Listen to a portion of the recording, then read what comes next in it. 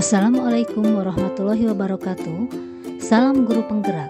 Pada kesempatan kali ini, saya Yeni Istanti, calon guru penggerak angkatan 7 dari Kabupaten Garut, Unit Kerja SMA Negeri 2 Garut, akan memaparkan kesimpulan dan refleksi pemikiran Ki Hajar Dewantara pada tugas koneksi antar materi modul 1. Saya akan merefleksi diri saya melalui 3 pertanyaan.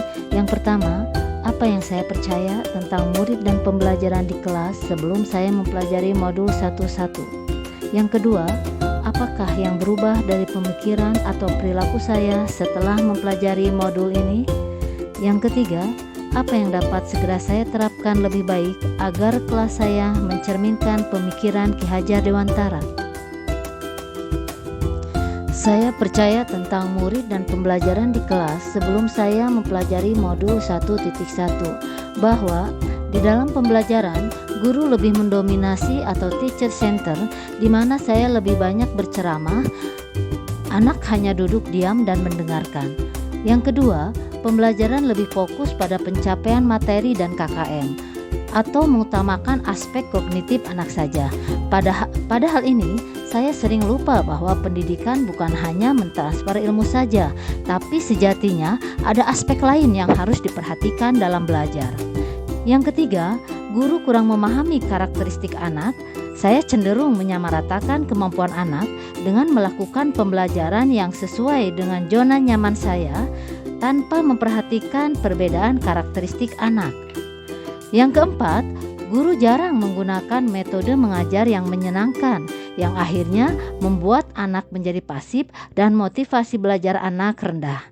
Yang kelima, kita terkadang suka terlupakan untuk menanamkan unsur-unsur nilai, norma, etika kepada anak karena kita fokus mengejar pencapaian materi. Yang keenam, dalam pembelajaran, guru jarang membawa anak ke dunia nyata anak. Dan yang terakhir, yang menjadi fokus utama saya, suasana kelas yang tertib, tenang, dan anak-anak bisa memahami materi. Berikut adalah gambaran bagaimana suasana kelas saya sebelum mempelajari modul 1.1.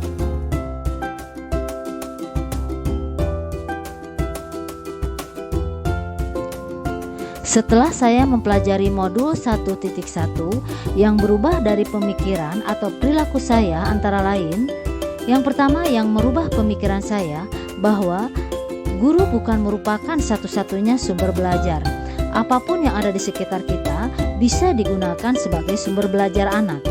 Anak bebas memilih sumber apa dan dari mana yang mereka gunakan untuk belajar. Tugas guru adalah menuntun, mengarahkan pada anak mana yang baik dan mana yang tidak baik. Yang kedua, pembelajaran yang berpusat pada anak. Anak akan menjadi lebih aktif karena terlibat dalam pembelajaran, sehingga mereka dapat mengkonstruksi pengetahuannya. Yang ketiga, saya dapat lebih menghargai setiap karakteristik belajar anak. Anak terlahir berbeda, setiap individu memiliki keunikan masing-masing. Saya sadar dengan adanya perbedaan ini akan menjadikan pembelajaran itu lebih berwarna. Bagaimana saya sebagai seorang pamong harus dapat menuntun anak sesuai dengan kodratnya.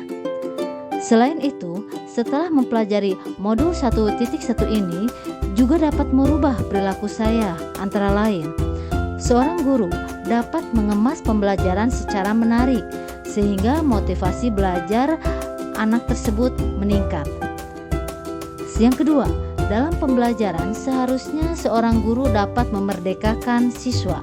Salah satu contohnya adalah memberikan kebebasan kepada anak untuk menyelesaikan setiap tugas sesuai dengan minat, bakat, dan kreativitasnya masing-masing.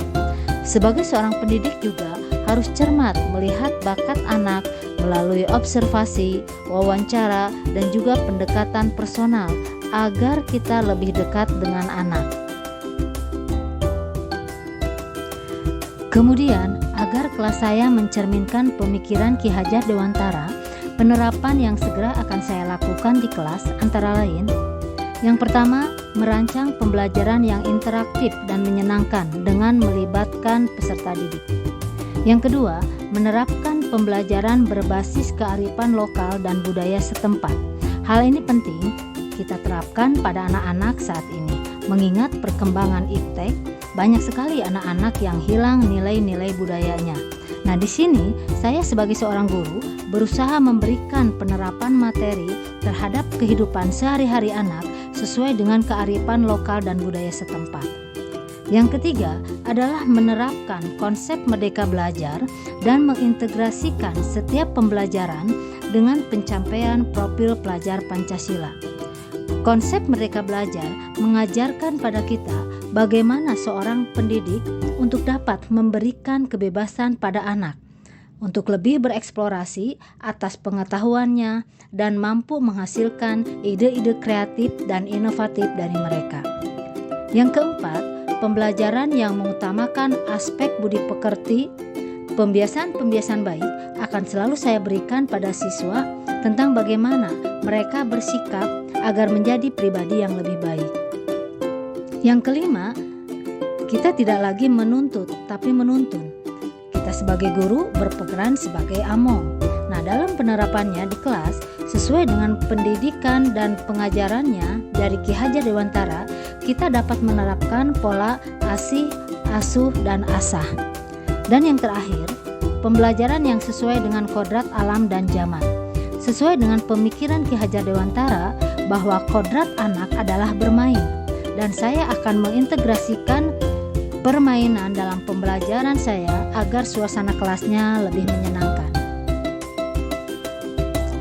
Kesimpulan yang dapat saya sampaikan yaitu dasar-dasar pemikiran dari Ki Hajar Dewantara harus segera kita terapkan dalam proses pembelajaran di kelas atau di sekolah. Di antaranya adalah pendidikan adalah menuntun anak sesuai dengan minat dan bakatnya. Pendidikan bukan hanya ilmu akademis saja, namun perlu penanaman budi pekerti yang baik.